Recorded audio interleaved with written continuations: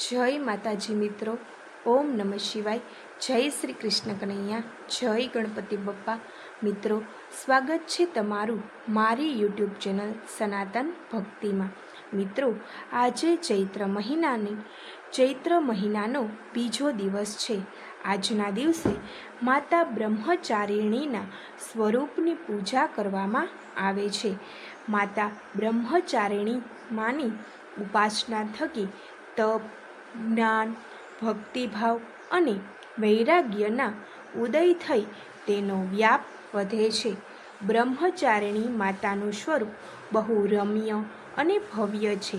આ તપની ચારિણી એટલે કે તપના આચરણ કરવાવાળી.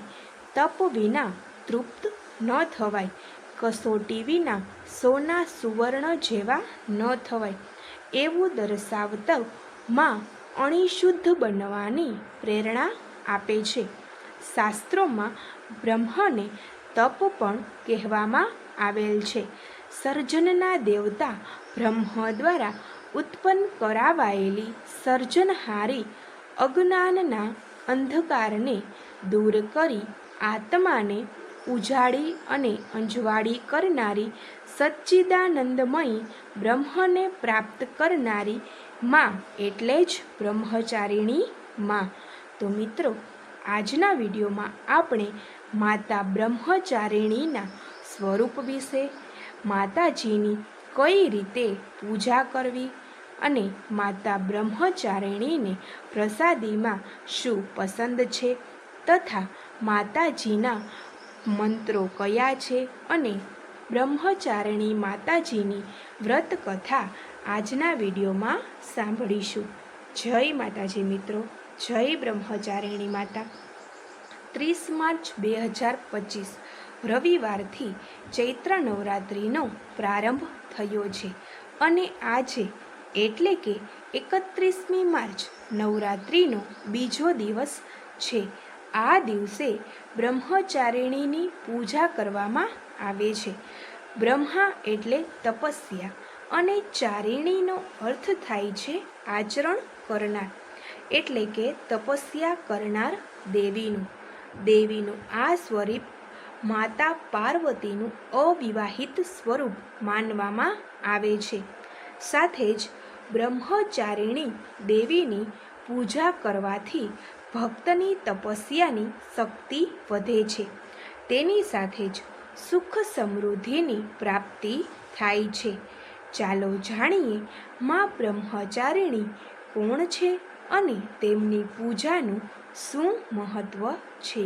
મિત્રો, માતા બ્રહ્મચારિણીનું સ્વરૂપ જોઈએ તો દુર્ગા સપ્તસતી અનુસાર માતા બ્રહ્મચારિણી સફેદ વસ્ત્રો ધારણ કરે છે અને તેમના જમણા હાથમાં અષ્ટદળ માળા અને ડાબા હાથમાં કમંડળ છે.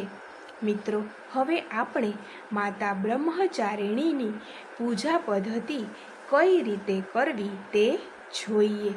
નવરાત્રિના બીજા દિવસે વહેલા ઉઠો, સ્નાન કરો અને સ્વચ્છ વસ્ત્રો પહેરો. પૂજાના મંચ પર માં બ્રહ્મચારિણીનો ફોટો અથવા તસવીર લગાવો. ઉપરાંત જો તમારી પાસે માં બ્રહ્મચારિણીનો ફોટો ન હોય તો તમે નવદુર્ગાનો ફોટો પણ લગાવી શકો છો. આ પછી ધૂપ, લાકડીઓ અને અગરબત્તીઓ લગાવી માતાને ષોડોપચાર પૂજા પણ કરો. ત્યારબાદ માતાને ફળાદી અર્પણ કરો. ઉપરાંત અંતે દુર્ગા સપ્તસતીનો પાઠ કરો અને માં બ્રહ્મચારિણીની આરતી કરો. મિત્રો, હવે માતાને કઈ વસ્તુઓનો ભોગ લગાવવો તે જોઈએ. બીજી તરફ જો આપણે બ્રહ્મચારિણીને ભોજન અર્પણ કરવાની વાત કરીએ તો માતાને સાકર ન ચઢાવવી જોઈએ. તેમજ જો તમે ઈચ્છો તો કોઈ બ્રાહ્મણ અથવા જરૂરિયાતમંદને ખાંડનું દાન કરી શકો છો.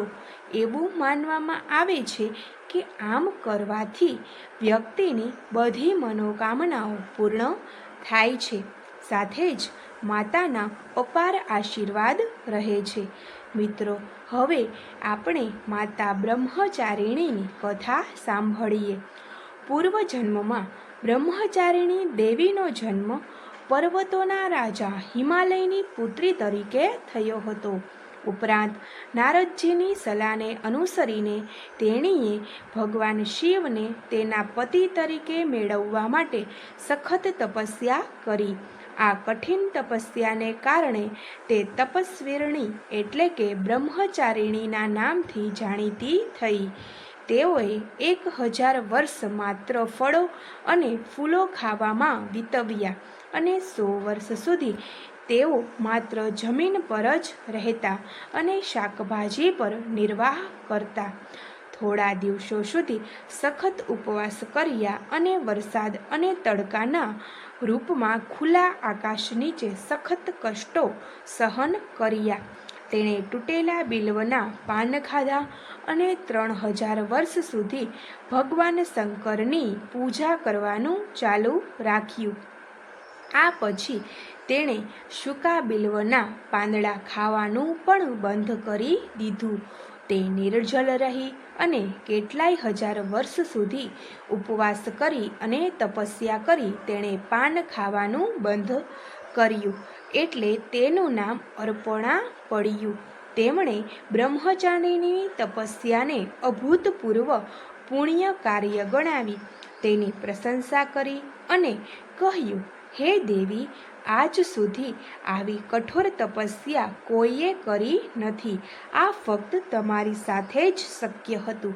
તમારી મનોકામનાઓ પૂર્ણ થશે અને તમને ભગવાન ચંદ્રમૌલી શિવજી તમારા પતિ તરીકે પ્રાપ્ત થશે.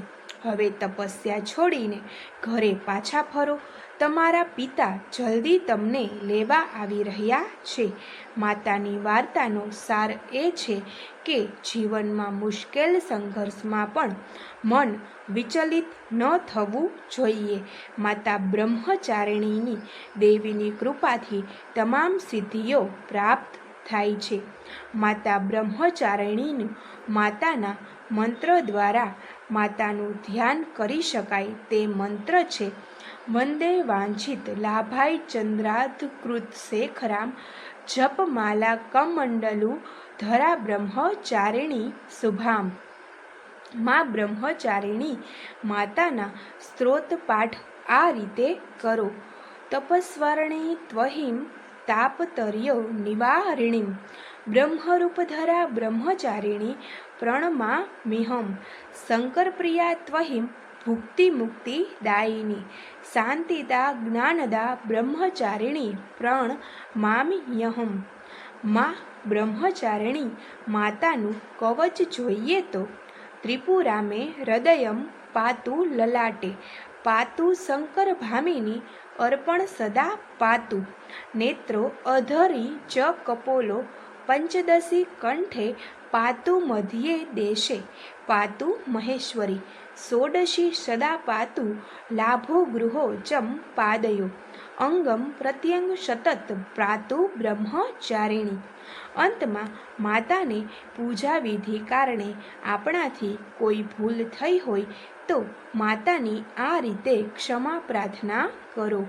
આહ્વાહનમ ન જાનામિ ન જાનામિ વિસર્જનમ પૂજામ ચેમ ન જાનામિ ક્ષમસ્વ પરમેશ્વરી. જય માતાજી. મિત્રો, તમે પણ માતા બ્રહ્મચારિણીના સ્વરૂપની બીજા નોરતે આવી રીતે પૂજા કરી માતાજીને પસંદગીનો ભોગ લગાવી અને માતાજીની વ્રત કથા સાંભળવી, જેથી માતા બ્રહ્મચારિણી તમારા પર પ્રસન્ન થાય છે. જય બ્રહ્મચારિણી માતા. મિત્રો, તમને મારો આ વિડીયો પસંદ પડ્યો હોય તો લાઈક કરજો, શેર કરજો અને ચેનલને જરૂરથી સબસ્ક્રાઈબ કરજો. ઓમ નમઃ શિવાય. જય શ્રી કૃષ્ણ કનૈયા. જય ગણપતિ બપ્પા.